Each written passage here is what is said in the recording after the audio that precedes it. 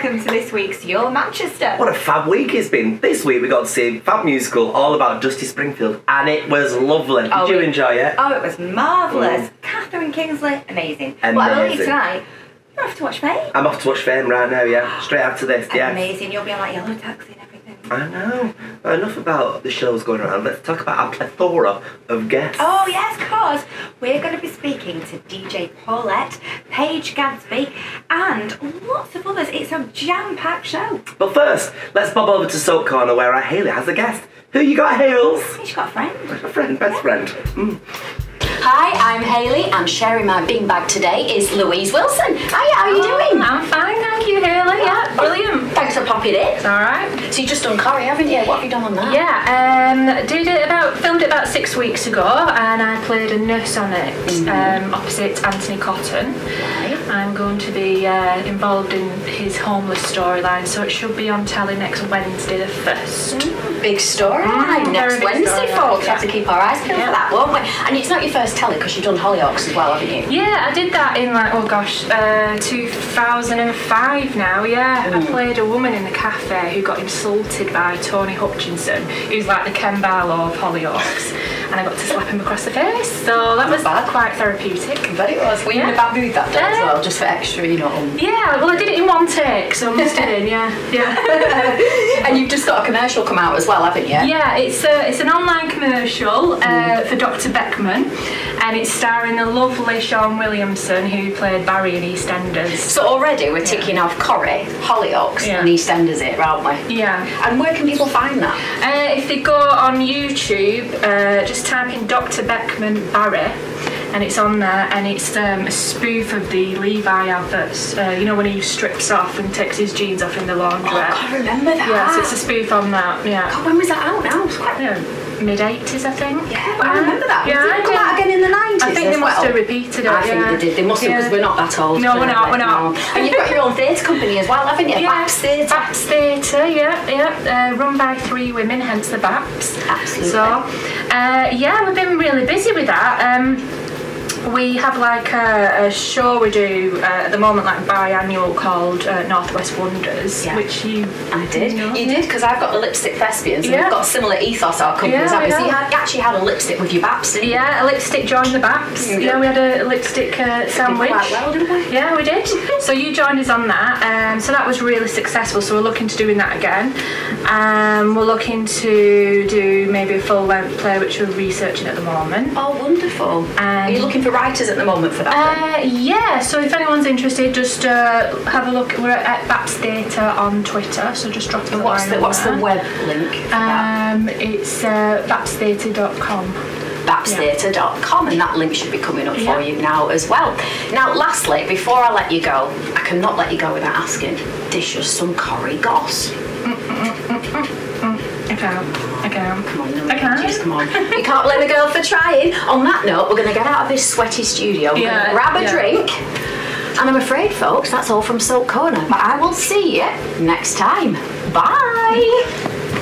On our couch now is Dan Westwood. Yes, he's of course normally our gadget guru, but tonight he's here to talk about something very close to a lot of people's hearts. And minds. Currently 3 million people in the UK suffer with anxiety, and it's time to talk. Welcome, Dan. Hi guys, you alright? So what is it you're launching then? So I've got a campaign that launches Friday, 12 noon, and you guys know a little bit about obviously me and obviously my struggles and stuff, but it's all to do with anxiety. And basically the long and short of it is I believe social media's got a lot to play on people's anxiety, with the build-up of the perfect life that you should lead, really. So we're turning it round, and we're going to see how quickly we can send a good message on social media, Facebook and Twitter and so on. And that's brilliant. I think it's something that people aren't aware of, because we see you on our screens as our gadget guy. You're always smiling, you know, you look like nothing will faze you. But people can get to you, can't they? And that's what it's like for most people out there who just don't talk about it. Yeah, well, like I've said this when I found out that anxiety, it's a bit like cancer, really. It doesn't really care who it attacks and gets to. Whether you're really successful, you're very happy or outgoing. I would say I was all those things, you know what I mean? I'm a very happy, outgoing person, but it's just a little blip in your life, and obviously the main thing is how you deal with it. And why do you think it is that for so many years people haven't felt the ability to talk about it openly? I think it's and I can agree with this as well because I've relate to it. It's an embarrassment really, because you kind of feel like you're in trouble or you need help, and a lot of people are not really confident to say, look guys, I'm struggling here, I need help. But another thing I've learned as well is it's kind of okay not to be okay really, and you're not on your own, as you've just pointed out, because a lot of people have it. And the good strong point that you're making as well is about social media, because nowadays, and I think back then, we didn't have social media, and now there's kind of no escape from this perfect life, so there's a lot of pressure on people. Oh, of course, and you just have to look at, like, sadly, obviously, what happened the last couple of weeks with lovely Sophie from Love Island. That's just an example of it. Another one, and McPartland, stuff like that. It doesn't really care who it attacks, anxiety. And you could have the best life going, the best career, in the best relationship. But I think with social media, it's out there, it's people want the best life, you have to have the best shoes, the best friends, be in the best restaurants, and I think it's all a bit of smoke and mirrors, and obviously the younger generation I worry about what's going to happen later on in the next few years, because they've got all that to come. So what should people do if they suffer from anxiety and they've decided just from watching this or from your campaign that they've decided now they want to speak to someone? Well, the main thing to do, the campaign's called #HereForYou, which is basically getting your friends involved, and you as a pledge to your friends. If you haven't heard from a friend in a long time, just pick up the phone or send them a little text and stuff. So it's basically the friends helping you out. Anxiety, the main thing I would say is talk. There's a lot of people to talk to. You can get in contact with your doctor and your GP. Your friends and your family are probably the first that I would do, and then you could go to the GP, and then CBT training, which I have myself, is very thing. And there's lots of other people. That's cognitive behavioural therapy. That's right. Yeah. So and the long story of that as well, long and short, is it's just when your anxiety attacks, and obviously there's different triggers for different people. It's then training your mind to think, oh well, it's coming on, how do I behave now?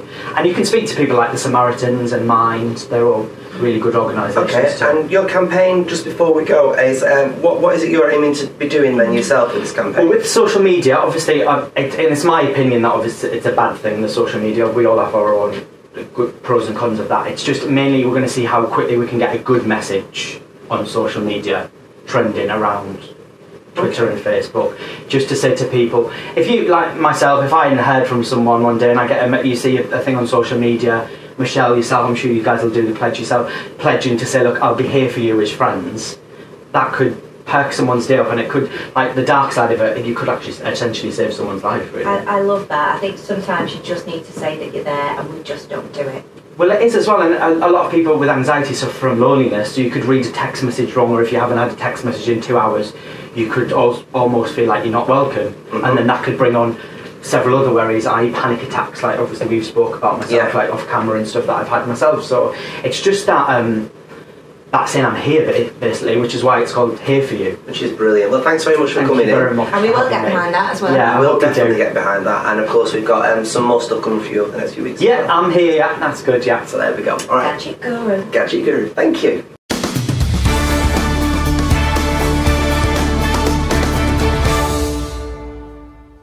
Well, look who's popped onto our sofa now, everybody. We are treated. We are very, very treated. Well, do you know, it's Very hot in treated. here at the minute, but Yes. I think these guests have taken it down a notch or two because they are seriously cool. We are really privileged, aren't we, to have I feel excited. them. Can We've you got tell? DJ Paulette, Yes. we've got Amy, and she's from Tariffindale, Yes. and they're in the house. Yeah, we are. Yeah, we're here. Yeah. You have been doing just amazing for forever, really. More haven't you? amazing. Yes. Yeah, I tried. I've had moments of doing amazing, and now I'm just doing amazing. Amazing. Amazing. So tell everybody exactly what it is you do for those that might not know you, and if you don't, you're stupid. I do lots of things, but Yes. I'm most commonly known, and it's not common at all because it's quite posh, but I'm a DJ. And I've been DJing since 1992, which makes me younger than some people and older than others. And What made you get into DJing? Why DJing? I fell into it like a big pot of musical honey, like Winnie the Pooh. You've seen house some great music though, you know, to have DJed through the 90s into the noughties and stuff. There's some good tunes. Yeah, there's been some belting tunes, and I also had the luck and fortune of working for some record labels that put out some of the best of the dance music at the same time. So at the same time as I was DJing, I was working for Talking Loud and Manifesto Records. So my artists were Josh Wink, High State Consciousness, Todd Terry, Dave Morales, Masters at Work, New Eureka Soul. So all that time between 94 to 98 and into the noughties, when I was DJing in London and working in the music industry, I was working with all these fantastic artists that were just starting out and who are now enormous and as are you though. Massively awesome. As are you. Yeah. Yes. Well, we did talk off camera just before about like the legendary places that you have DJed, like Hacienda, Big Zap Rocks, Club, Pipes, Big Rocks. everywhere. Yeah. But this is exciting because you've got a great gig coming up at Tarrafin Day, aren't you? Yeah. This is like my my first. I was going to say first home. First home in Manchester since I came back, because Nick was the first person to put me on as a DJ when I moved back to Manchester in 2015, and since then we've had this Just blossomed. amazing relationship at Tarrafindale, and we've done quite a few special parties, like one-offs, and so this year we're doing a dedicated Pride party. Yeah. So the brainchild of this lady. Yeah. Oh, tell us about it. Yeah, I feel like we're such a big part of the LGBT community anyway. We welcome everyone, and we always have, and everyone's been receptive to us as well. So we've been here for 3 years now, and we thought, right, we need to make a difference, and we need to say thank you and really kind of throw a massive party for everyone. So we've created Rainbow, the Pride Party. And have you ever been? It's a beautiful venue as well. Oh yeah, cool. Oh, I've been Gorgeous. there because you can use your Canal Street Online card. You can, as well, indeed. so Yeah. I've had quite a few good times in there. No, it is, but I think this will be, like you say, a big celebration, and I think what a time to do it. So, what do you do? Would you have to get tickets? Not at all. No, our policies obviously we're open to everyone, so it's free entry. Paulette will be DJing from about 5 o'clock. Obviously we're going to have all the bar guys doing special cocktails, all Pride related. We're just going to have loads of fun. I just think it's about embracing the weekend to come. It's obviously on the Friday, so it's right at the beginning of Pride weekend. And we're just super excited. Yeah. Sounds like a great vibe. I never had to go to that. You've got rainbow eyeshadow on I have tonight. got rainbow eyeshadow. You have to come and do all the stats. Yeah, you've got all the Yes. colours on. So we're wearing all the colours. I've got my rainbow socks on actually. Oh, you have as well. Look at this. We're all in colours today. Yeah, we're all wearing all the colours. Yeah, I check the love socks it. out. Yeah. No, thank you for coming in. It sounds absolutely fabulous, and please do come back again. Come and dance to the disco, the funk, the soul, the beautiful music, and just getting a little mention in. I did say I do lots of things. Yes. I've got this exhibition coming up at the Lowry as well in September, which is a little bit of a retrospective of my career and my life as a first generation. So is it art? Is it acrylic? Is it photo? It's a mixture. It's a multimedia installation. So there's sound, there's lights, there's photos. There's lots of things that have been exclusively made, and some banging invited music. and some banging music. Yeah. So everyone's invited. So it's kind of like an extension. There we are. Tarrafindale Rainbow Party, and then the Lowry exhibition Homebird at the exhibition. Lowry. Fabulous. I think our cool level has just gone up. I'm feeling like that now, yeah. That's it. Yeah. A little bit more funky. I might have to get my mirror ball out.